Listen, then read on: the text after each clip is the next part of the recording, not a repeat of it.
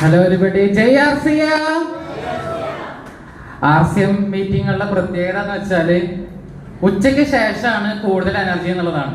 കാരണം ഉച്ചയ്ക്ക് ശേഷമാണ് കറക്റ്റായിട്ട് വരുമാനം എങ്ങനെ വരാന്ന് മനസ്സിലാവുക, അല്ലെ? അങ്ങനെ ജയ് RCM അവർക്ക് പറഞ്ഞല്ലോ. ഇനി ഞാൻ പറഞ്ഞിട്ട് പറയാം, നോക്കി നോക്കാം നിങ്ങളുടെ എനർജി എത്ര നോക്കട്ടെ. ജയ് RCM. അപ്പൊ പവറാണ്, ക്യാഷ് ഒക്കെ വരും എന്നുള്ളത് എനിക്ക് കറക്റ്റായിട്ട് മനസ്സിലായി. എന്തായാലും RCMൽ വന്ന് വരുമാനം കിട്ടിയ എത്ര ആൾക്കാരുണ്ട്?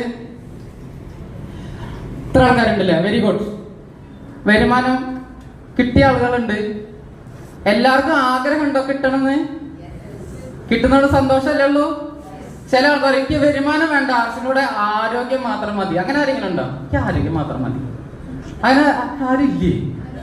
അയ്യടാ, എനിക്ക് RCM ഞാൻ എന്നെ കൊണ്ടുവന്നത് ആരോഗ്യമാണെങ്കിലും ഇന്ന് ഞാൻ ഇവിടെ വന്ന് ഒരു അച്ചീവർ ആയിട്ട് മാറിയത് RCMന്റെ വരുമാനം കൊണ്ട് മാത്രമാണ് സുഹൃത്തുക്കളെ. മനസ്സിലായില്ലേ?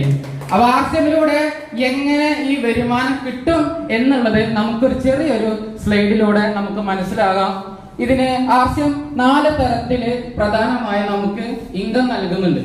അത് കറക്റ്റ് ആയിട്ട് മനസ്സിലാക്കണം. എന്താന്ന് വെച്ചാല് പല ആളുകളും വന്ന് പറയാറുണ്ട് RCMന്റെ മീറ്റിംഗിൽ വന്ന് RCMന്റെ മീറ്റിംഗിലേക്ക് വന്നെന്നുള്ള ശരിയാണ്. എന്നിട്ട് പല ആളുകളും പറയും ഞാൻ ടെക്നിക്കൽ അച്ചീവറാണ്. പല ആളുകൾ ഇതിൽ ഒരുപാട് വരുമാനം, 20,000 രൂപയ്ക്ക് വരുമാനം കിട്ടി, 30,000 കിട്ടി, 40,000 കിട്ടി. ഞാൻ ഒരു വർഷമായിട്ട് നിൽക്കുന്നത് എനിക്കൊന്നും കിട്ടിയില്ല. അതെന്തുകൊണ്ടായിരിക്കും? കാറ്റഗറി ഉണ്ട്.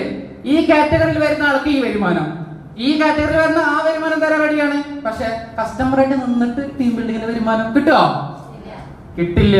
അപ്പോൾ ആ കാറ്റഗറി നമുക്ക് മനസ്സിലാക്കാം. അതിനു മുമ്പ് ആ വരുമാനം വാങ്ങിക്കാൻ ആഗ്രഹിക്കുന്ന ആളുകള് ഈ ഒരു സ്ലൈഡും കൂടി നമ്മളത് കാണണം. കാരണം ഒരു ഉൽപ്പന്നത്തിന്റെ ബേസിക് ആണ് പറയുന്നത്.